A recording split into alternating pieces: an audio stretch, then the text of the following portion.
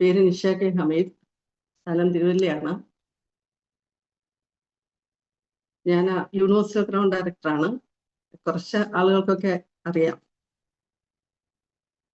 ഞാൻ സ്ഥലം തിരുവല്ല എന്ന് പറഞ്ഞു. ഞാൻ ബൈ പ്രൊഫഷൻ എയർലൈൻ സ്റ്റാഫ് ആയിരുന്നു 14 വർഷത്തോളം. ഈ ബിസിനസ്സിലേക്ക് വരാനുണ്ടായ സാഹചര്യം എന്ന് പറയുന്നത് 2018 എൻ്റെ അമ്മയ്ക്കൊരു ഹെൽത്ത് ഇഷ്യൂ ഉണ്ടായി. ഞാൻ എയർലൈൻസിൽ വർക്ക് ചെയ്തുകൊണ്ടിരിക്കുന്ന സമയത്ത് അതിന് സോഡിയം കുറഞ്ഞു പോകുന്ന ഒരു അസുഖമായിരുന്നു ഇടയ്ക്ക് ഉണ്ടായിക്കൊണ്ടിരുന്നത്. അത് ഒരു കുറച്ച് തീവ്രമായി വന്ന സിറ്റുവേഷനിൽ കുറച്ചേറെ നാളുകൾ ഹോസ്പിറ്റലൈസ്ഡ് ആകേണ്ട സാഹചര്യം വന്നു. ആ ഒരു സമയത്ത് അമ്മയുടെ അടുത്ത് വേറെ ആരും ഉണ്ടായിരുന്നില്ല. കാരണം ഞങ്ങൾ 3 മക്കളാണ്. ഒന്നെൻ്റെ ചേട്ടൻ, ഒന്നെൻ്റെ അനുജൻ. ചേട്ടനും ഫാമിലിയും വന്ന് സൗദി അറേബ്യയില്, ഇളയ ബ്രദർ അവൻ ദുബൈയില്. അവരുടെ 2 പേരുടെ ഫാമിലി സ്ഥലത്തില്ലായിരുന്നു. ആ ഒരു സാഹചര്യത്തില് അമ്മയുടെ കാര്യങ്ങൾ നോക്കാനും ഒക്കെ ആയിട്ട് ഞാൻ ജെറ്റ് എയർവേസിൽ ജോലി ചെയ്തുകൊണ്ടിരിക്കുന്ന സമയത്താണ്, ട്രിവാൻഡ്രത്ത് ഡൊമസ്റ്റിക്കിലാണ് ഞാൻ ആ സമയത്ത് വർക്ക് ചെയ്തുകൊണ്ടിരുന്നത്. അങ്ങനെ ഈ ഒരു വിഷയം വീട്ടിൽ വന്ന സമയത്ത് ഞാൻ ആദ്യം ഒരു 2 ആഴ്ച ലീവ് എടുത്തു. അതിനുശേഷം വീണ്ടും ഈ ഹോസ്പിറ്റലിൽ അമ്മയുടെ ഒരു ആരോഗ്യം മെച്ചപ്പെട്ട് വന്നിട്ടുണ്ടായിരുന്നില്ല. അങ്ങനെ ഞാൻ 1 മാസത്തേക്ക് ലീവ് ആവശ്യപ്പെട്ടപ്പോൾ എനിക്ക് മാനേജ്മെന്റ് തന്ന ഒരു മറുപടി എന്ന് പറയുന്നത് ബെറ്റർ യു റിസൈൻ. വേറെ മാർഗമൊന്നും ഉണ്ടായിരുന്നില്ല. അങ്ങനെ റിസൈൻ ചെയ്തു. അമ്മയുടെ കാര്യങ്ങളൊക്കെ നോക്കി. ഒരു 2 മാസത്തിന് ശേഷം അമ്മ ബെറ്ററായി വീട്ടിലേക്ക് ഡിസ്ചാർജ് ചെയ്തു നമ്മൾ വീട്ടിൽ വന്നു. ആ ഒരു സമയത്ത് നമുക്ക് എല്ലാവർക്കും അറിയാം, നമ്മളൊരു ജോബ് ചെയ്തുകൊണ്ടിരുന്നു. അതിനുശേഷം നമുക്ക് പെട്ടെന്ന് ജോലി ഇല്ലാതെ വരുന്ന ഒരു അവസരത്തില് നമ്മൾക്കുണ്ടാകുന്ന ഒരു ബുദ്ധിമുട്ട്. അങ്ങനെ എന്ത് ജോലി ചെയ്യണം അല്ലെങ്കിൽ എന്തിനു പോകണം, കാരണം അമ്മയെ വിട്ട് ദൂരേക്കൊന്നും പോകാൻ പറ്റാത്ത ഒരു സിറ്റുവേഷൻ. എന്നിരുന്നാലും 1-2 എയർലൈൻസിൽ ഞാൻ ഇന്റർവ്യൂവിനൊക്കെ പോയി. അവിടെ എനിക്ക് അവർ ഓഫർ ചെയ്ത സാലറി എന്ന് പറയുന്നത് ശരിക്കും എന്താ പറയാ, പുതിയതായിട്ട് ട്രെയിനീസിനെ എടുക്കുമ്പോൾ അവർക്ക് കൊടുക്കുന്ന ഒരു സാലറിയാണ് അവരെനിക്ക് ഓഫർ ചെയ്തത്. ഞാൻ വാങ്ങിക്കൊണ്ടിരുന്ന സാലറിയിൽ നിന്നും വളരെ കുറവാണ്. അപ്പൊ പിന്നെ എനിക്ക് തന്നെയല്ല, എനിക്ക് അവിടെ ടൈമും കൊടുക്കേണ്ടി വരും. ആഴ്ചയിൽ ഒരു ഓഫേ ഉണ്ടാവുള്ളൂ. വീണ്ടും അമ്മയുടെ അടുത്തൊന്ന് മാറി നിൽക്കേണ്ടി വരും. പോയി വന്ന് ജോലി ചെയ്യേണ്ട സാഹചര്യങ്ങൾ ഒരിക്കലും ഉണ്ടാവുകയില്ല. അങ്ങനെ ഇരിക്കുന്ന സാഹചര്യത്തിലാണ് എൻ്റെ ഒരു കുടുംബ സുഹൃത്ത്, കാരണം ഞാൻ എന്തെങ്കിലും വീട്ടിലിരുന്നുകൊണ്ട് ചെയ്യാമോ അല്ലെങ്കിൽ അടുത്ത അങ്ങനെ ജോലി ഞാൻ അന്വേഷിച്ചുകൊണ്ടേയിരുന്നു. അങ്ങനെ എൻ്റെ ഒരു കുടുംബ സുഹൃത്ത് എൻ്റെ അടുത്ത് പറഞ്ഞു, നിഷ, നീ ഒരു വരുമാനം ആഗ്രഹിക്കുന്നുവെങ്കിൽ ഒരു ജോലിയുണ്ട്, അത് നമ്മുടെ സമയത്തിനനുസരിച്ച് നമുക്ക് ചെയ്യാം. ഞാൻ ചിന്തിച്ചു, നമ്മുടെ സമയത്തിനനുസരിച്ചിട്ട് നമ്മുടെ ഇഷ്ടത്തിനനുസരിച്ച് ചെയ്യാൻ പറ്റുന്ന എന്ത് ജോലി? അപ്പം അദ്ദേഹം എൻ്റെ അടുത്ത് വീട്ടിൽ വന്നിട്ട് ഇങ്ങനെ സംസാരിച്ചു, നമ്മുടെ ബിസിനസ്സിനെ കുറിച്ച് പറഞ്ഞു. സത്യം പറഞ്ഞാൽ എനിക്കൊരു ശകലം പോലും വിശ്വാസം തോന്നിയില്ല. കാരണം ഞാൻ പഠിച്ചു വന്നു, ഞാൻ ഇരുന്ന പ്രൊഫഷൻ, എനിക്കറിയാവുന്ന എനിക്ക് ചുറ്റുമുള്ള ആളുകൾ ചെയ്യുന്ന ജോലികൾ, അതുമൊക്കെ ആയിട്ട് ഇങ്ങനെ നമ്മൾ നോക്കുന്ന സമയത്ത് ഇത് എന്ത് മാജിക്. അപ്പൊ എൻ്റെ അടുത്ത് പറഞ്ഞു, ഒരു കാര്യം ചെയ്യ്, ഒരു ദിവസം എൻ്റെ കൂടെ ഒന്ന് വാ എന്ന് പറഞ്ഞു. അപ്പൊ എനിക്ക് പോകാൻ ഒട്ടും മനസ്സ് തോന്നിയിരുന്നില്ല. അന്നേരം ഇയാൾ എൻ്റെ അടുത്ത് വന്നിട്ട്, എൻ്റെ ഒരു കുടുംബ സുഹൃത്താണ്, സുലേഖ എന്നാണ് പേര്. ആളുടെ വീട് പരവൂരാണ്, കൊല്ലം. ആളിനെ കല്യാണം കഴിച്ചോണ്ട് വന്നിരിക്കുന്നത് എൻ്റെ വീടിനടുത്തായിട്ടാണ്. അപ്പൊ കാലാകാലങ്ങളായിട്ടുള്ള ഒരു ബന്ധമാണ്. ഒരിക്കലും കൊണ്ടൊരു ചതിൽക്കുഴിയിൽ ചാടിക്കുമെന്ന് ഒരിക്കലും നമുക്ക് അങ്ങനെ ഒരു വിശ്വാസമില്ല. കാരണം അത്രയ്ക്ക് നമുക്ക് വിശ്വസിക്കാൻ പറ്റുന്ന ഒരാളുമാണ്. അവൻ നിരന്തരമായിട്ട് എൻ്റെ അടുത്ത് ഇങ്ങനെ പറഞ്ഞുകൊണ്ടിരുന്നു, ഇങ്ങനെ ഉണ്ട്, നീ ഇത് ചെയ്യുക എന്ന് പറഞ്ഞു. പക്ഷെ എൻ്റെ മനസ്സ് എനിക്ക് ഒരിക്കലും അതിന് അനുവദിക്കുന്നുണ്ടായിരുന്നില്ല. കാരണം ഞാൻ ഇരുന്ന ഒരു പ്രൊഫഷൻ വെച്ച് ഞാൻ വിലയിരുത്തുമ്പോൾ അതും ഇതും കൂടെ ഞാൻ കമ്പയർ ചെയ്തു എന്നുള്ളതാണ് ഏറ്റവും വലിയൊരു തെറ്റ്. അങ്ങനെ എന്നെ നിരന്തരം വിളിച്ചു. പിന്നെ എനിക്ക് ആളുടെ വിളിയൊരു എന്താ പറയാ, ഇറിറ്റേഷൻ ആയിട്ട് ഫീൽ ചെയ്തു. ഞാൻ ഫോൺ എടുക്കാതെ ആയി. അപ്പൊ പലവട്ടം എൻ്റെ അടുത്ത് പറഞ്ഞു, ഒരു മണിക്കൂറോ ഒന്ന് വരിക, ഒരു മീറ്റിംഗ് ഉണ്ട്, നമുക്ക് അതിനകത്ത് ഒന്ന് അറ്റൻഡ് ചെയ്യാം, അതൊന്ന് കേട്ട് നോക്കുക. ഞാൻ പറയുന്നത് കൊണ്ട് നിഷയ്ക്ക് ഒരു പക്ഷേ ഇതിന്റെ ഒരു വാല്യൂ മനസ്സിലാക്കുന്നുണ്ടാവുന്നില്ല. പക്ഷെ ഒരുപാട് ആളുകൾ, പല മേഖലകളിൽ നിൽക്കുന്ന ആളുകൾ ചെയ്യുന്ന ഒരു ബിസിനസ്സാണിത്. അപ്പോഴൊക്കെ ഞാൻ ഒഴിഞ്ഞു മാറി, ഫോൺ എടുക്കാതെ ആയി. അങ്ങനെ ഇരിക്കുമ്പോൾ ഒരു ദിവസം വൈകിട്ട് ഇദ്ദേഹം നമ്മളുടെ വീട്ടിൽ വന്നു. എന്നിട്ട് എൻ്റെ അടുത്ത് പറഞ്ഞ ഒരു കാര്യം ഇത്രയാണ്, medical college, Kottayam medical college വരെ പോകേണ്ട ആവശ്യമുണ്ട് നിഷ, ഞാൻ അതിനുവേണ്ടി വന്നതാണ്. ചേട്ടൻ രാവിലെ എത്തും, അപ്പൊ ഞാൻ അമ്മച്ചിയെ ഒന്ന് കാണാം, ഇവിടെ ഒന്ന് സ്പെൻഡ് ചെയ്യാമല്ലോ എന്ന് വിചാരിച്ച് വന്നതാണെന്നാണ് ആള് ആദ്യം എൻ്റെ അടുത്ത് പറഞ്ഞത്. അത് വൈകിട്ട് ഞങ്ങൾ ഫുഡൊക്കെ കഴിച്ച് കുറച്ചു നേരം സംസാരിച്ചുകൊണ്ടിരുന്ന സമയത്ത് എൻ്റെ അടുത്ത് പറഞ്ഞു, മെഡിക്കൽ കോളേജിൽ ഉള്ള ആള് അവര് ഡിസ്ചാർജ് ചെയ്തു പോയി എന്ന് ചേട്ടൻ പറഞ്ഞു. അപ്പൊ ഞാൻ രാവിലെ അങ്ങ് പോകുന്ന വഴിക്ക് എനിക്ക് ചെങ്ങന്നൂർ വരെ പോകേണ്ട ഒരു ആവശ്യമുണ്ട്. അപ്പൊ നീ എന്നെ ഒന്ന് കൊണ്ടുപോകുമെന്ന് ചോദിച്ചു. അപ്പൊ ഞാൻ എൻ്റെ വണ്ടിയിൽ പുള്ളിക്കാരെ കൊണ്ടുപോകണമെന്നുള്ള ഒരു ആവശ്യമാണ് എൻ്റെ അടുത്ത് അദ്ദേഹം പറഞ്ഞത്. അപ്പൊ പിന്നെ എനിക്ക് കുറെ നാൾ വിളിച്ചിട്ട് ഞാൻ എടുക്കാതൊക്കെ ഇരുന്ന് പെട്ടെന്ന് ആളിനെ മുമ്പിൽ കണ്ടപ്പോൾ എനിക്കുണ്ടായ ഒരു ചമ്മലും ഒക്കെ ഒന്ന് മാറട്ടെ എന്ന് വിചാരിച്ചിട്ട് ഞാൻ പറഞ്ഞു ശരി, എത്ര മണിക്ക് പോകണമെന്ന് ചോദിച്ചാൽ രാവിലെ ഒരു 10:30 ആകുമ്പോൾ പോയാൽ മതി, എനിക്ക് അവിടെ ഒരു അരമണിക്കൂറത്തെ കാര്യമുള്ളൂ, ഒരാളെ ഒന്ന് കണ്ട് തിരിച്ച് നീ എന്നെ റെയിൽവേ സ്റ്റേഷനിൽ വിട്ടാൽ മതി എന്ന് പറഞ്ഞു. അപ്പം ഞാൻ രാവിലെ കാര്യങ്ങളൊക്കെ തീർത്തിട്ട് എന്നാ പോകാമെന്ന് പറഞ്ഞു. ഇദ്ദേഹത്തിന്റെ കൂടെ ഞാൻ ചെങ്ങന്നൂർ പോയി. ചെങ്ങന്നൂർ ചെന്നിട്ട് എന്നെ കൊണ്ടുപോയതൊരു എന്താ പറയാ ഒരു കാരുണ്യ മെഡിക്കൽ സെന്റർ എന്ന് പറയുന്ന ഒരു നഴ്സിംഗ് ഹോമിലേക്കാണ് കൊണ്ടുപോയത്. അപ്പൊ ഞാൻ വിചാരിച്ചു എന്തെങ്കിലും പേഴ്സണൽ ആവശ്യം ഉണ്ടായിരിക്കും എന്ന് വിചാരിച്ചു. പക്ഷെ അവിടെ ചെന്നപ്പം കുറച്ചു നേരമായിട്ടും പുള്ളിക്കാരി അനങ്ങുന്ന ഒന്നുമില്ല. ഞാൻ നോക്കുമ്പോൾ കുറച്ച് ആളുകൾ വന്നു പോകുന്നു മൊത്തം. അപ്പൊ എൻ്റെ അടുത്ത് പറഞ്ഞു അത് മേലിൽ എന്തോ ഫംഗ്ഷൻ നടക്കുന്നുണ്ട്, അതിൻ്റെതായിരിക്കും, എന്തായാലും നമുക്കിവിടെ നിൽക്കാമെന്ന് പറഞ്ഞു. കുറച്ച് കഴിഞ്ഞപ്പോൾ എൻ്റെ അടുത്ത് ഒരു കുറേ നേരമൊക്കെ കഴിഞ്ഞപ്പോൾ പറഞ്ഞു നമുക്കൊന്ന് നോക്കാം മുകളിൽ എന്താണ് നോക്കാം. അപ്പൊ എനിക്കൊരു ഉത്സാഹം തോന്നി. എന്താ കുറേ നേരം അവിടെ ഒന്ന് ബോറടിച്ചു, കുറച്ച് ആളുകൾ മേളിലേക്ക് കയറി പോകുന്നുണ്ട്, എന്താണെന്നൊന്ന് അറിയാം എന്ന് വിചാരിച്ച് ഞാൻ അദ്ദേഹത്തിൻ്റെ കൂടെ മുകളിൽ ചെന്ന് മുകളിലത്തെ ഫ്ലോറിൽ എത്തിയപ്പോഴത്തേക്ക് അവിടെ കുറച്ചധികം ആളുകളുണ്ട്, എന്തോ ഒരു മീറ്റിങ്ങിന്റെ കാര്യങ്ങളൊക്കെ. അപ്പോഴും എന്നെ ട്രാപ്പിലാക്കി ഈ മീറ്റിങ്ങിൽ കൊണ്ടുപോകാന്നുള്ള ഒരു ചിന്ത എൻ്റെ മനസ്സിൽ വന്നില്ല. കുറച്ചു നേരം നിന്നു. അത് കഴിഞ്ഞപ്പോൾ എൻ്റെ അടുത്ത് പറഞ്ഞു നമുക്കൊന്ന് നോക്കാം എന്ന് പറഞ്ഞ് എന്നെ തന്ത്രപൂർവ്വം ഈ മീറ്റിംഗ് ഹാളിലേക്ക് കയറ്റി. അപ്പൊ അവിടെ ചെന്ന് കഴിഞ്ഞപ്പോൾ ഒരുമാതിരി നമ്മളങ്ങ് പെട്ടതുപോലായി. കാരണം പിന്നെ പുറത്തേക്ക് ഇറങ്ങാൻ പറ്റുന്നില്ല. അത് കഴിഞ്ഞപ്പോൾ അവിടെ എന്താ പറയാ നല്ല സന്തോഷവും ഒക്കെ ആയിട്ട് കുറെ ആളുകൾ ഭയങ്കരമായിട്ട് സംസാരവും ഒക്കെ ആയിട്ട്. അന്നേരം ഈ സുലേഖ എന്ന് പറയുന്ന വ്യക്തിയുടെ അടുത്ത് പലരും വന്ന് സംസാരിക്കുന്നുണ്ട്. അപ്പം പുള്ളിക്കാരി എന്നെ അങ്ങനെ പരിചയപ്പെടുത്തുന്നൊന്നുമില്ല. അങ്ങനെ ആ ഒരു പ്രോഗ്രാമിൽ അവിടെ ഇരുന്ന സമയത്താണ് മീറ്റിംഗ് സ്റ്റാർട്ട് ചെയ്യുന്നു എന്ന് പറയുന്നു. അന്ന് ഞാൻ അവിടെ കണ്ട രണ്ട് വ്യക്തിത്വങ്ങൾ, എനിക്ക് ആരാന്നും എന്താണെന്നൊന്നും അറിയില്ല. അവിടെ അവർ ഇൻട്രൊഡ്യൂസ് ചെയ്തതും അവിടെയുള്ള ആളുകൾ വളരെ ആരാധനാപൂർവ്വം ഇവരോട് നോക്കുകയും സംസാരിക്കുകയും ഭയങ്കര എന്താ പറയാ ബഹുമാന പുരസ്സരം അങ്ങനെയൊക്കെ. ആ രണ്ട് വ്യക്തികളിൽ ഒരാളാണ് ഇന്ന് നമ്മളുടെ ഈ പ്ലാറ്റ്ഫോമിലുള്ള നമ്മളുടെയൊക്കെ upline DCD Suresh Kumar sir. മറ്റൊരാളെന്ന് പറയുന്നത് നമുക്കറിയാം നമ്മളുടെയൊക്കെ കേരളത്തിലെ ആദ്യത്തെ DUCD എന്ന് പറയുന്ന DUCD ആയ ജ്യോതിഷ് കുമാർ സാർ. അപ്പൊ ഞാൻ അവിടെ ഇരുന്ന് ഏകദേശം ഒരു 3/4 മണിക്കൂറോളം ഒക്കെ ഈ ഒരു പ്രോഗ്രാം അവിടെ ഇരുന്ന് അറ്റൻഡ് ചെയ്തു. അപ്പൊ അന്നേരം എനിക്ക് മനസ്സിലായി എന്നെ ട്രാപ്പിലാക്കി ഇവിടെ കൊണ്ടുവന്നു. അപ്പൊ അടുത്തിരുന്ന ആളുടെ അടുത്ത് ഞാൻ പറഞ്ഞു കൊള്ളാമല്ലോ, ഇവിടെ നിന്ന് ഇറങ്ങട്ടെ കേട്ടോ എന്നിങ്ങനെ പറഞ്ഞു. അങ്ങനെ പറഞ്ഞുവെങ്കിലും അവിടെ നടന്ന പ്രോഗ്രാം ഞാൻ വളരെ ശ്രദ്ധാപൂർവം കേട്ട് മനസ്സിലാക്കിയപ്പോ അപ്പൊ ഏകദേശം എന്നോട് ആദ്യം ഈ ഒരു ബിസിനസ് പറഞ്ഞതിന് ശേഷം ഒരു 2 മാസം ഗ്യാപ്പിന് വന്നതിന് ശേഷമാണ് ഈ ഒരു മീറ്റിംഗ് ഉള്ളത്. അന്നേരം ഞാൻ ഇത് കേട്ട് ശ്രദ്ധാപൂർവം എല്ലാം കേട്ട് കണ്ട് ഇറങ്ങി കഴിഞ്ഞപ്പോഴത്തെ അവിടെ ഇരുന്നപ്പോൾ തന്നെ എൻ്റെ മനസ്സിൽ വന്ന ഒരു ചിന്ത എന്ന് പറഞ്ഞത് മണ്ടത്തരമായി പോയല്ലോ. ഇത് ഒന്ന് സയന്റിസ്റ്റ്, ഒന്നൊരു ബിസിനസ്മാൻ, അവിടെ വന്നിട്ട് ഉള്ള അറ്റൻഡ് ചെയ്തിട്ടുള്ള ആളുകൾ എന്ന് പറഞ്ഞാൽ പല എന്താ പറയാ പ്രായത്തിലുള്ള ആളുകൾ, പല മേഖലകളിൽ നിന്നുള്ള ആളുകൾ, ഇവരെല്ലാം ഇവിടെ ഒരു അച്ചീവ്സ്. അന്ന് ഞാൻ ഇവിടെ കാണുന്നതെന്ന് പറയുന്നത് നമ്മുടെ ട്രാവൽ ഫണ്ട് കിട്ടിയ, അന്ന് എനിക്ക് ട്രാവൽ ഫണ്ട് എന്താണെന്നൊന്നും അറിയില്ല. ട്രാവൽ ഫണ്ട് കിട്ടിയ ഒരു കൂട്ടം ആൾക്കാർ, അത് ഹോളിന്റെ ഒരറ്റം തൊട്ട് ഒരറ്റം വരെ നമ്മൾ മാലപ്പടക്കം കെട്ടിയിരുന്ന മാതിരി ആളുകൾ. അത് സ്റ്റുഡൻസ് ഉണ്ട്, ജോലി ചെയ്യുന്നവരുണ്ട്, റിട്ടയർ ചെയ്ത ആളുകളുണ്ട്. അപ്പം ഞാൻ ആദ്യമായിട്ട് എൻ്റെ ജീവിതത്തിൽ അത്രയും വയസ്സിനിടയ്ക്ക് ഇങ്ങനെ ഒരു ബിസിനസ് ഉണ്ടെന്നും ഇതിലൂടെ ഇത്രയും എന്താ പറയാ അച്ചീവ്മെന്റ്സും ഉണ്ട്, അല്ലെങ്കിൽ റെക്കഗ്നേഷൻ കിട്ടുന്നുണ്ട്, ഇതൊക്കെ ഞാൻ ആദ്യമായിട്ട് അവിടെ ഇരുന്ന് മനസ്സിലാക്കുന്നത്. അന്ന് അവിടുന്ന് അന്നേരം ഞാൻ ശരിക്കും എന്നോട് തന്നെ അയ്യോ എൻ്റെ 2 മാസം പോയല്ലോ, എനിക്കിത് എൻ്റെ വീട്ടിലിരുന്ന് എൻ്റെ അമ്മയെ നോക്കിക്കൊണ്ട് അല്ലെങ്കിൽ അമ്മയുടെ കാര്യങ്ങൾ ശ്രദ്ധിച്ചുകൊണ്ട് എനിക്കിത് ചെയ്യാമായിരുന്നല്ലോ എന്ന് ഞാൻ അവിടെ ഇരുന്ന് ചിന്തിച്ചു. അതിനുശേഷം ഞാൻ അവിടെ വെച്ച് തന്നെ ഒരു തീരുമാനം എടുത്തു.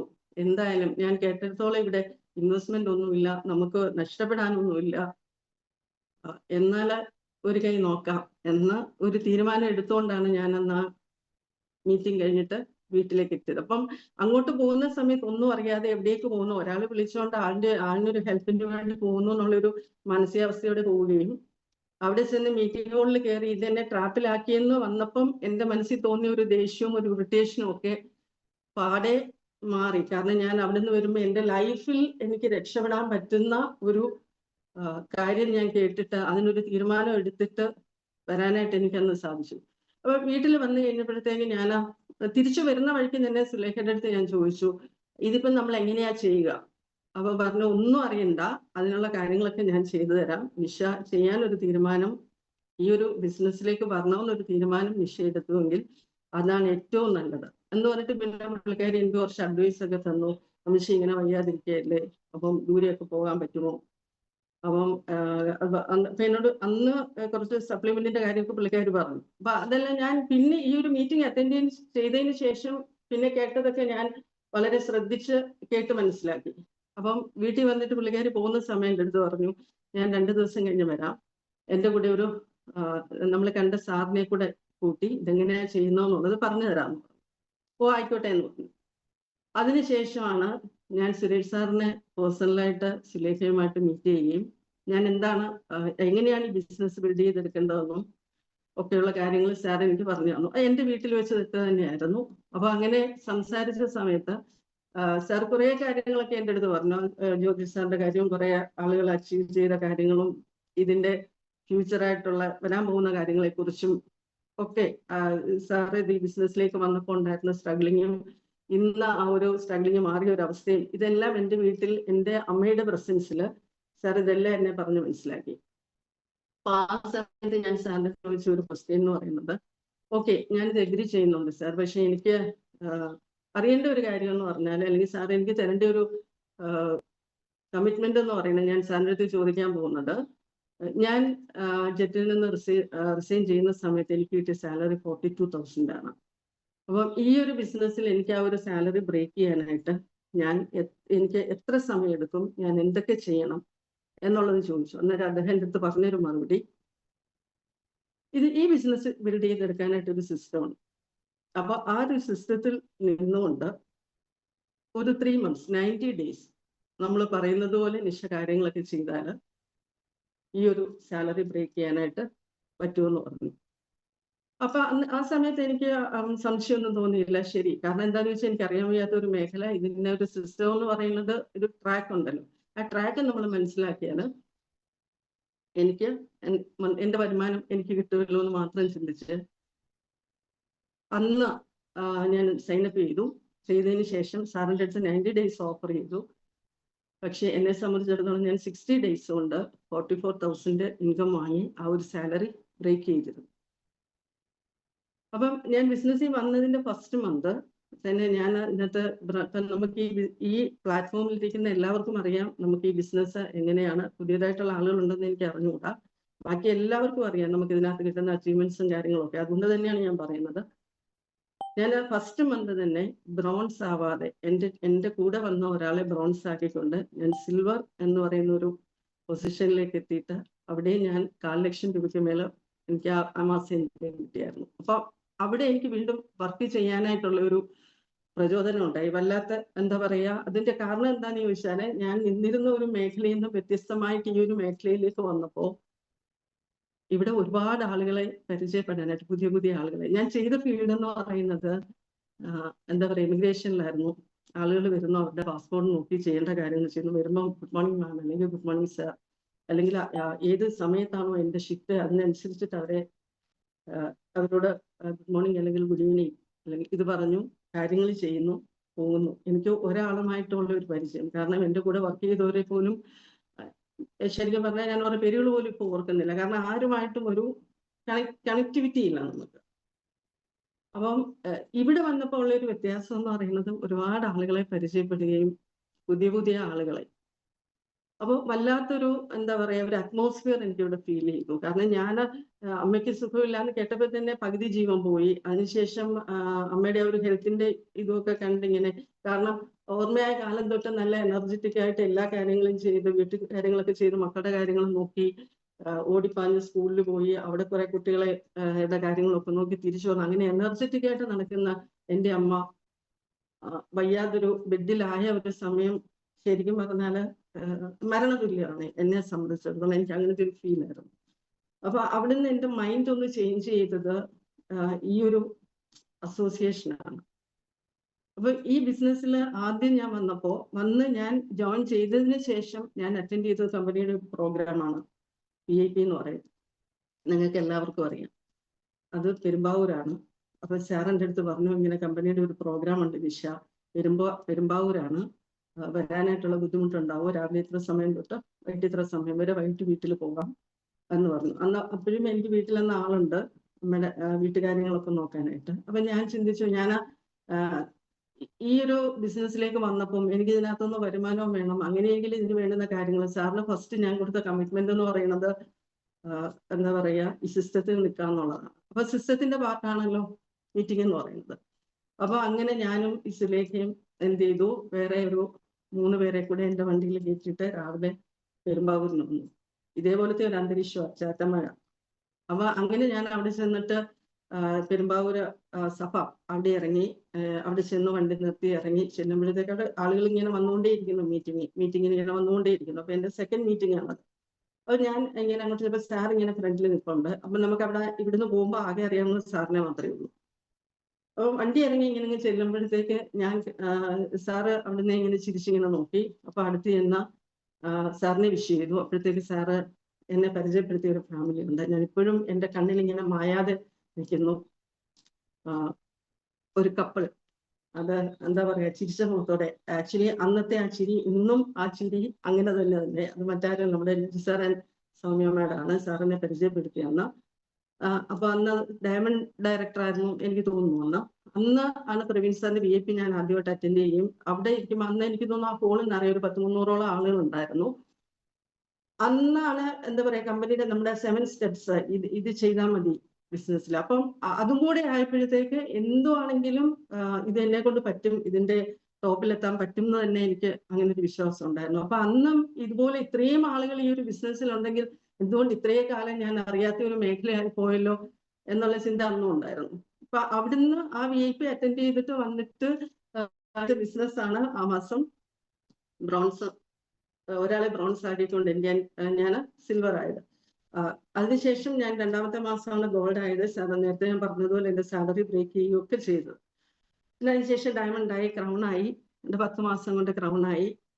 ശരിക്കും പറഞ്ഞാൽ സിസ്റ്റത്തിൻ്റെ ഒരു പാർട്ടായി മാറി. എന്തൊക്കെ കാര്യങ്ങൾ അപ്ലൈൻസ് ചെയ്യാൻ പറഞ്ഞിട്ടുണ്ടോ ആ കാര്യങ്ങളൊക്കെ കൃത്യമായിട്ട് തന്നെ ചെയ്ത് ടീമിലുള്ള ആൾക്കാരെ കൃത്യമായിട്ട് അത് ചെയ്യിപ്പിച്ചുകൊണ്ട് തന്നെ ആ ഒരു 10ാമത്തെ മാസം ക്രൗൺ എന്ന് പറയുന്ന ഒരു പൊസിഷനിലേക്ക് എത്തി. അതിനുശേഷം എന്താ പറയാ, ഞാൻ ഹൗസ് ഫണ്ട് അതിനകത്തുനിന്ന് തന്നെ അച്ചീവ് ചെയ്തു. അപ്പം കമ്പനി ഓഫർ ചെയ്തിരിക്കുന്ന ട്രാവൽ ഫണ്ട്, കാർ ഫണ്ട്, അതുകൂടാതെ ഹൗസ് ഫണ്ട്, ഈ 3 ഫണ്ടുമായി.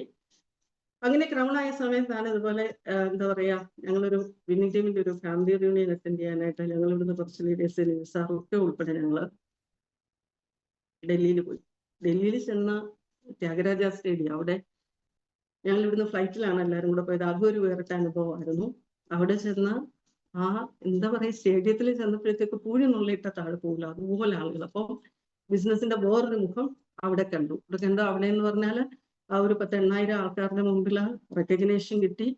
അപ്പം ഒരു മായിക ലോകത്തിൽ നമ്മൾ എന്താ പറയാ, ഒരു നമ്മൾ ഒരിക്കലും വിശ്വസിക്കാൻ നമുക്ക് പറ്റാത്ത, അല്ലെങ്കിൽ നമുക്ക് എത്തിപ്പെടാൻ പറ്റാത്ത ഒരു വലിയ പ്ലാറ്റ്ഫോമിലേക്ക്, വലിയൊരു സാഹചര്യത്തിലേക്ക് ആ ഒരു എന്താ പറയാ സന്തോഷവും എല്ലാം ആകൊരു എന്താ പറയാ, ഒരു ഞാൻ പറഞ്ഞില്ലേ, നമ്മളൊരു സ്വപ്ന ലോകത്തിൽ അല്ലെങ്കിൽ അങ്ങനെ എത്തുന്ന ആ ഒരു ഫീലായിരുന്നു. അതിനുശേഷം ഞങ്ങൾ തിരിച്ച് തന്നെ ഫ്ലൈറ്റില് കൊച്ചിയിൽ വന്നു. കൊച്ചിയിൽ വന്നിറങ്ങുമ്പോൾ അപ്പൊ ഞങ്ങൾ ഫ്ലൈറ്റിൽ ഇരിക്കുന്ന സമയത്ത് തന്നെ ചിലർക്ക് മാസ്ക് വെച്ചിട്ടുണ്ടായിരുന്നു. അപ്പൊ ഞാനും നിസാറൊക്കെ കൂടെ ഇതെന്താണ്, ഇനി വല്ല അലർജി ഒക്കെ ഉള്ളവരായിരിക്കും ഇങ്ങനെ പറഞ്ഞ് ഞങ്ങൾ അങ്ങ് വിട്ടു.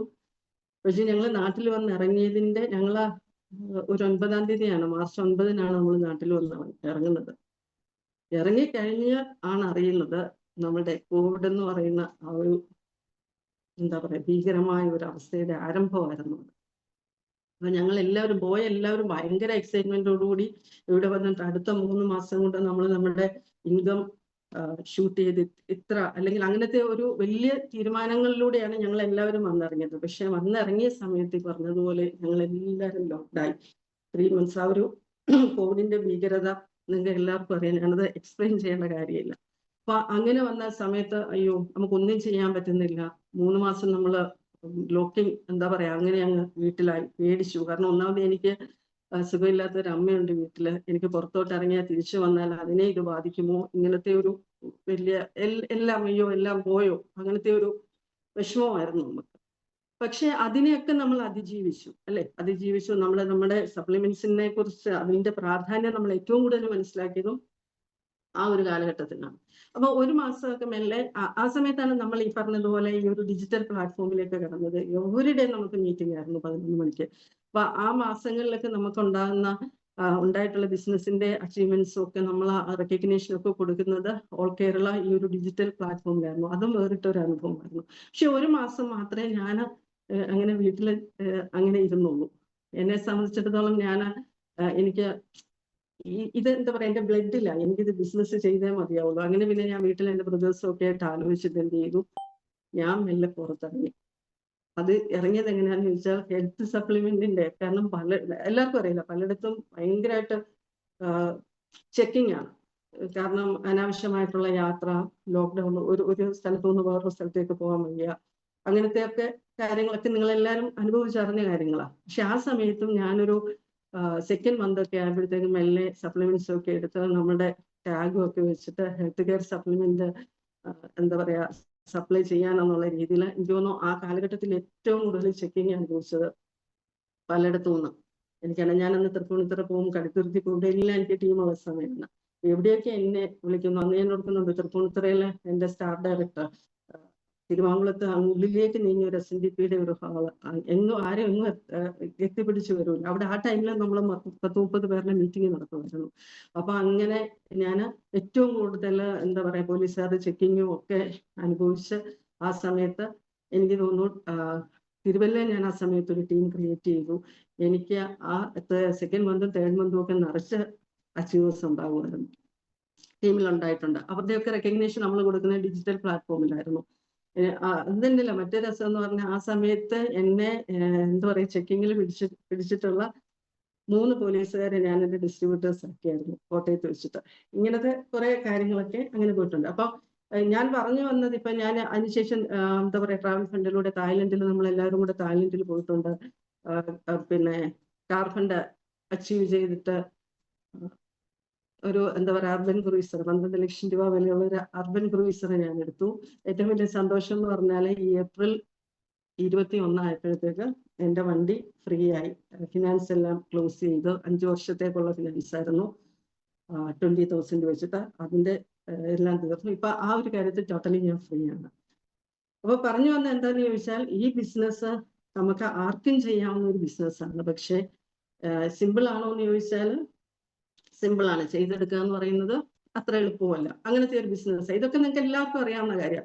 അപ്പൊ ഞാൻ ഈ ഒരു അച്ചീവ്മെന്റ്സ് ഒക്കെ എനിക്ക് കിട്ടാൻ വേണ്ടി ഞാൻ ചെയ്തിട്ടുള്ള ചില കാര്യങ്ങൾ എന്ന് പറയുന്നത്, ഒന്ന് ഞാൻ പറഞ്ഞ ഒരു റെസ്പോൺസിബിലിറ്റിയാണ്. കാരണം ഈ ബിസിനസ് എന്റേതാണ് എന്നുള്ള ഒരു തീരുമാനം, അല്ലെങ്കിൽ എന്റേതാണ് എന്നുള്ളൊരു വിശ്വാസം എൻ്റെ ഉള്ളിലേക്ക് ഞാൻ കൊണ്ടുവന്നു. ഇത് എന്നെ ഇൻട്രൊഡ്യൂസ് ചെയ്ത സുലേഖയുടേതോ അല്ലെങ്കിൽ എന്നെ ഗൈഡ് ചെയ്ത ഞാൻ ഈ അച്ചീവ്മെന്റ്സിലെത്താൻ എന്നെ ഏറ്റവും കൂടുതൽ സപ്പോർട്ട് ചെയ്ത നമ്മുടെ DCD സുരേഷ് കുമാർ സാറിന്റെയോ അല്ലെങ്കിൽ മോണിക്ക മാമിന്റെയോ അല്ലെങ്കിൽ എൻ്റെ ഡൗൺലൈൻസ്, ഞാൻ ബ്രോൺസ് ആക്കിയ, സിൽവർ ആക്കിയ, ഡയമണ്ട് ആക്കിയ അല്ലെങ്കിൽ എൻ്റെ ഡൗൺലൈൻസിന്റെയോ അല്ല, മറിച്ച് ഇത് എൻ്റേത് മാത്രമാണ്. ഇത് നല്ല രീതിയിൽ മുമ്പോട്ട് കൊണ്ടുപോകാൻ ഞാൻ മാത്രം അതിന്റെ ഉത്തരവാദിത്തം ഏറ്റെടുക്കണമെന്നുള്ളത് ഞാൻ ആദ്യമേ മനസ്സിലാക്കി. ടീമിന്റെ റെസ്പോൺസിബിലിറ്റി ഞാൻ ഏറ്റെടുത്തു. അതുപോലെ തന്നെ കമ്മിറ്റ്മെന്റ്, ഞാൻ നേരത്തെ പറഞ്ഞതുപോലെ എവിടെ മീറ്റിംഗ് ഉണ്ടെന്ന് പറഞ്ഞാൽ കമ്പനിയുടേതായിക്കോട്ടെ ഇനിയിപ്പോ വിന്നിംഗ് ടീമിൻ്റെതായിക്കോട്ടെ മീറ്റിംഗ് ഉണ്ടെന്ന് പറഞ്ഞാൽ ആ മീറ്റിങ്ങുകളെല്ലാം കഴിഞ്ഞ 1 വർഷം മുന്നേ വരാം. വിന്നിംഗ് ടീമിന്റെ മീറ്റിങ്ങിന്റെ കാര്യം പറയുമ്പോൾ ഞാൻ എടുത്തു പറയുകയാണ്, കഴിഞ്ഞ 1 വർഷക്കാലം ഞാൻ ഒരു മീറ്റിംഗ് വെക്കും. കാരണം കമ്പനിയുടെ തിരുവല്ല വരുന്ന മീറ്റിങ്ങോ അങ്ങനെ അല്ലാതെ വേറൊരു മീറ്റിംഗ് കഴിഞ്ഞ 1 വർഷക്കാലം ഞാൻ അറ്റൻഡ് ചെയ്തിട്ടില്ല. അതിനു മുമ്പ് എന്ത് മീറ്റിംഗ് എവിടെയുണ്ടോ, കമ്പനിയുടെ ആയിക്കോട്ടെ അല്ലെങ്കിൽ വിന്നിംഗ് ടീമിന്റെ ആയിക്കോട്ടെ, അവിടെ ഞാനുണ്ടാവും, എൻ്റെ ടീമും ഉണ്ടാവും. അപ്പൊ ഞാൻ ഓർക്കുന്നുണ്ട്, ഇപ്പൊ ഈ 2-3 ദിവസം കഴിഞ്ഞ് ബക്രീദ, ഒരു വേള ബക്രീദിന്റെ അന്ന് കൊണ്ട് നമുക്കൊരു മീറ്റിംഗ് വെച്ചു. പക്ഷെ എൻ്റെ വീട്ടിൽ എല്ലാവരും വരുന്ന സമയം എങ്കിൽ പോലും ഞാൻ ഇതിനൊരു പ്രൈവറ്റ് കൊടുത്തു. അന്ന് ഞാൻ ചിന്തിച്ച എന്താണെന്നറിയോ, വീട്ടിൽ ബ്രദേഴ്സ് ഫാമിലി ഒക്കെ വരുമ്പോൾ അമ്മച്ചിക്ക് കൂട്ടായി. അപ്പൊ പിന്നെ ഞാൻ ഇവരുടെ അടുത്തു നിന്നൊക്കെ നേരത്തെ അഡ്വാൻസ് ആയിട്ട് പെർമിഷൻ എടുത്തിരുന്നു, എനിക്ക് ഇങ്ങനെ ഒരു കാര്യം കൊണ്ട് പോകണം എന്ന് പറഞ്ഞിട്ട് ആ ബക്രീദ് ഒഴിവാക്കിക്കൊണ്ട് ഞാൻ ആ മീറ്റിംഗ് അറ്റൻഡ് ചെയ്തത്. സുരേഷ് കുമാർ സാറിനൊക്കെ അറിയാതെ. അപ്പൊ ആ ഒരു കമ്മിറ്റ്മെന്റ് എന്ന് പറയുന്നത് അങ്ങനെ കാര്യങ്ങള്, മീറ്റിങ്ങുകളെല്ലാം അറ്റൻഡ് ചെയ്തു, ഫംഗ്ഷൻ അറ്റൻഡ് ചെയ്തു, ബിസിനസ്സിന് വേണ്ടുന്ന കാര്യങ്ങളൊക്കെ ഞാൻ എടുക്കുന്ന കമ്മിറ്റ്മെന്റ് ഒക്കെ ഞാൻ 100% ഞാൻ അത് എന്താ പറയാ ഫുൾഫിൽ ചെയ്തുകൊണ്ട് തന്നെയാണ് ഞാൻ മുമ്പോട്ട് പോയത്. അതുപോലെ തന്നെ പിന്നെ ഒരു പോയിന്റ് ഞാൻ എടുത്തതെന്ന് പറഞ്ഞാൽ ഒരു എക്സ്ക്യൂസ്. ഞാനിപ്പം നേരത്തെ പറഞ്ഞ ഒരു ഫംഗ്ഷൻ അറ്റൻഡ് ചെയ്ത കാര്യം ഒന്നാണ്. എക്സ്ക്യൂസുകളൊക്കെ ഞാൻ മാറ്റി വെച്ചു. അല്ലെങ്കിൽ അയ്യോ എനിക്ക് അങ്ങനെയാണ് ഇങ്ങനെയാണ്. ഞാൻ ഒരുപാട് ഫംഗ്ഷൻസ് എൻ്റെ ഫാമിലിയിലേക്ക് ഞാൻ ഒഴിവാക്കിയിട്ടുണ്ട്. ഒഴിവാക്കാൻ പറ്റുന്നതൊക്കെ, എല്ലാം ഒന്നല്ല, 100% ഒന്നല്ല, ഒഴിവാക്കാൻ പറ്റുന്ന കാര്യങ്ങളൊക്കെ. അപ്പൊ എനിക്ക് ഫാമിലിയിൽ നിന്ന് പോലും എന്നെ കിട്ടത്തില്ലല്ലോ, എനിക്ക് അങ്ങനെയൊക്കെ എന്നോട് ദേഷ്യം ഉണ്ടായിരുന്നു എല്ലാവർക്കും. അവള് ഒന്നിനും വരത്തില്ല, അവൾക്ക് കുടുംബം വേണ്ട, അല്ലെങ്കിൽ ആരും വേണ്ട, അങ്ങനത്തെയൊക്കെ കുറെ പരാതികൾ കിട്ടുന്നുണ്ട്. ഈ ചെവി കൂടെ വിട്ടു, ഈ ചെവി കൂടെ എന്ന് വിട്ടു. അപ്പം എക്സ്ക്യൂസുകൾ ഇല്ലാതെ ഞാൻ ഈ ഒരു ബിസിനസ്സിലേക്ക് വന്നു. പിന്നെ എന്താണോ പറയുന്നത്, ഇപ്പൊ നമ്മള് സബ്മിഷന്റെ കാര്യം എപ്പോഴും കേൾക്കാറുണ്ട്. അപ്പം ഈ ബിസിനസ്സിന് വേണ്ടുന്ന കാര്യങ്ങൾ, അല്ലെങ്കിൽ എനിക്ക് എന്റെ അച്ചീവ്മെന്റിന് വേണ്ടുന്ന കാര്യങ്ങൾ, എന്റെ അപ്ലൈൻസ് എന്തൊക്കെയാണോ പറഞ്ഞിട്ടുള്ളത് അതെല്ലാം 100% ഞാൻ കേൾക്കുന്നത് തന്നെയാണ് എന്റെ വിശ്വാസം. അതുപോലെ തന്നെ മാസാദ്യം നമ്മളൊരു കൗൺസിലിങ്ങും ഒക്കെ എനിക്ക് എന്റെ ടീമിലുള്ള എല്ലാവരെയും ഇപ്പൊ സാർ ഇരിക്കുന്നിടത്തേക്ക് കൊണ്ടുപോകാനായിട്ട് എനിക്ക് ബുദ്ധിമുട്ടുള്ളത് കൊണ്ട് സാറിന്റെ ഒരു ദിവസം എടുത്തുകൊണ്ട് ഞാൻ തിരുവല്ലയില് ഒന്നുകിൽ എന്റെ വീട്ടില് അല്ലെങ്കിൽ ഏതെങ്കിലും ഒരു സ്ഥലത്തോ YMCAയോ അല്ലെങ്കിൽ അങ്ങനെയുള്ള ഒരു സ്ഥലം കണ്ടുപിടിച്ചിട്ട് എന്റെ ടീമിലുള്ള ആൾക്കാർക്ക് രാവിലെ തൊട്ട് വൈകുന്നേരം വരെ ഒരു കൗൺസിലിങ്ങും ഗോൾ സെറ്റിങ്ങും കാര്യങ്ങളൊക്കെ ആ ഒരു കാലഘട്ടത്തിൽ ഞാൻ ചെയ്യുമായിരുന്നു. അപ്പൊ അങ്ങനെയൊക്കെ കുറെ കാര്യങ്ങൾ ഞാൻ ചെയ്തത് കൊണ്ടാണ് ശരിക്കും പറഞ്ഞാൽ എനിക്ക് ആ ഒരു ഷോർട്ട് ടൈം കൊണ്ടാണ് എനിക്ക് ആ ഒരു അച്ചീവ്മെന്റ്സ് എല്ലാം കിട്ടിയത്. ഇപ്പൊ മറ്റൊന്നെന്ന് പറയുന്നത്, ഈ ഒരു ബിസിനസ് ഞാൻ നേരത്തെ പറഞ്ഞു സിമ്പിൾ ബിസിനസ് ആണ്, പക്ഷെ ചെയ്തെടുക്കാൻ പ്രയാസമുള്ളത്. എന്നിരുന്നാൽ പോലും ഒന്ന് ചിന്തിച്ചു നോക്ക്, പല മേഖലകളിലുള്ള ആളുകളുണ്ട് നമ്മുടെ കൂടെ ബിസിനസ്സിൽ ഇപ്പോഴും. നേരത്തെ തൊട്ട് ഇങ്ങോട്ട് കുറച്ച് ആളുകളൊക്കെ പല കാരണങ്ങൾ കൊണ്ട് പോയിട്ടുണ്ട്, പക്ഷെ ഇപ്പോഴും നമ്മുടെ കൂടെ ഒന്ന് ചിന്തിച്ചു നോക്ക്.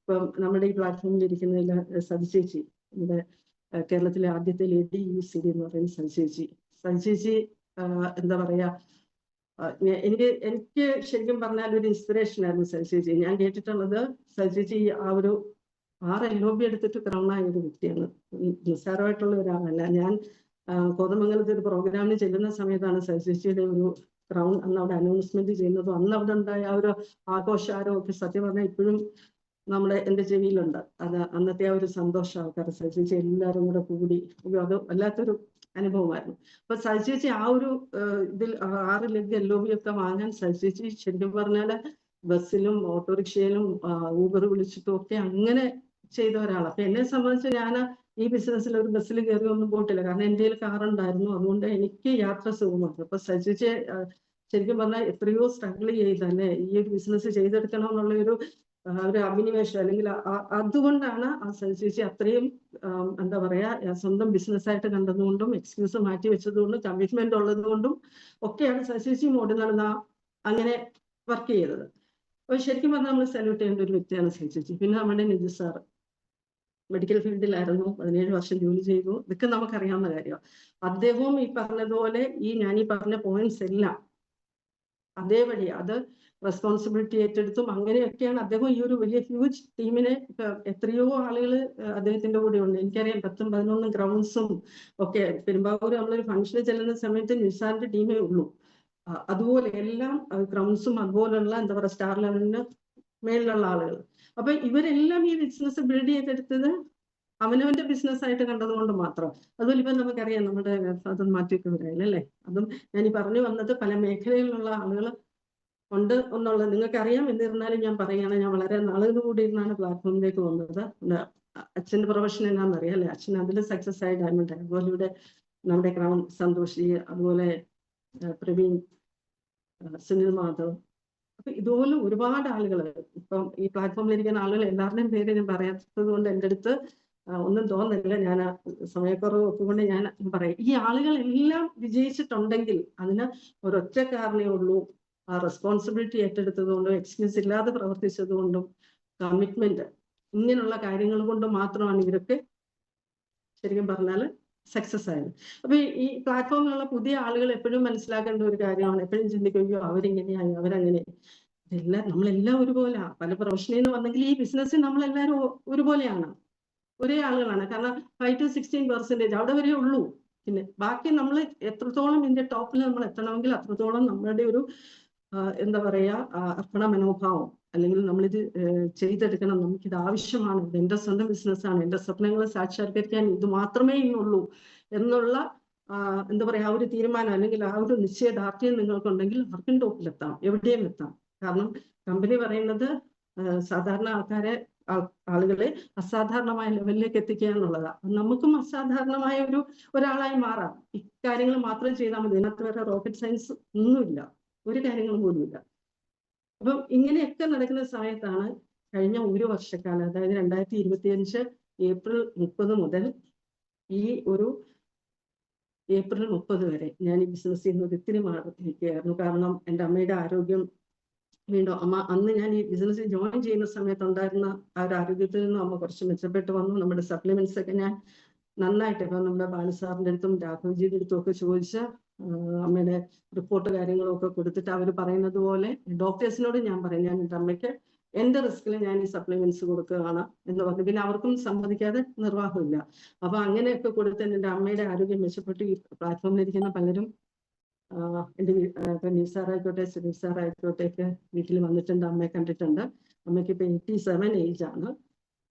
അങ്ങനെ നന്നായിരിക്കുന്ന സമയത്താണ് അമ്മയ്ക്ക് പെട്ടെന്ന് നമ്മ ഒന്ന് വീണിട്ട് ഒരു എല്ലിനൊരു പൊട്ടൽ പറ്റി ഒരു സർജറി ഒക്കെ കഴിഞ്ഞ് ഇവിടെ ബിലീവേഴ്സ് മെഡിക്കൽ കോളേജിലായിരുന്നു. അങ്ങനെ അമ്മ വോക്കറിലായി. ആ സമയത്തൊക്കെ മാനസികമായിട്ട് ഞാനങ്ങ് തകർന്നു. കാരണം വോക്കറിലൊക്കെ ആകാന്ന് പറയുന്നത് ചിന്തിക്കാൻ പറ്റാത്ത കാര്യമാണ്. പക്ഷെ നമ്മൾ അതിനെ ഫേസ് ചെയ്തേ മതിയാവും. അതിന് മനസ്സിനെ പാവപ്പെടുത്തി. അങ്ങനെ അതിനുശേഷം അമ്മയുടെ ആരോഗ്യം വീണ്ടും വീക്കായി.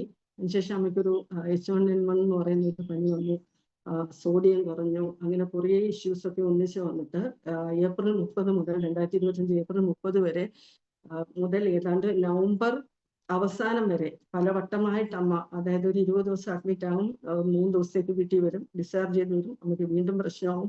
അങ്ങനെ ഒരു വേള അമ്മ നമ്മുടെ കയ്യിൽ നിന്ന് പോയെന്ന് പോലും, കാരണം അങ്ങനെ പോലും ഡോക്ടേഴ്സ് പറഞ്ഞു.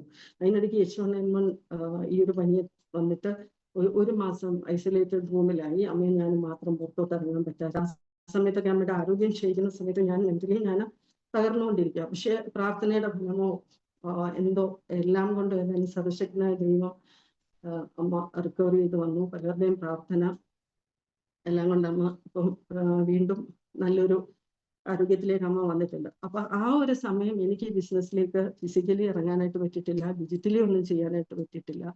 ആ സമയത്തും എൻ്റെ ടീമിനെ സപ്പോർട്ട് ചെയ്തിരുന്നതിൻ്റെ അപ്ലൈൻസ് ആണ്.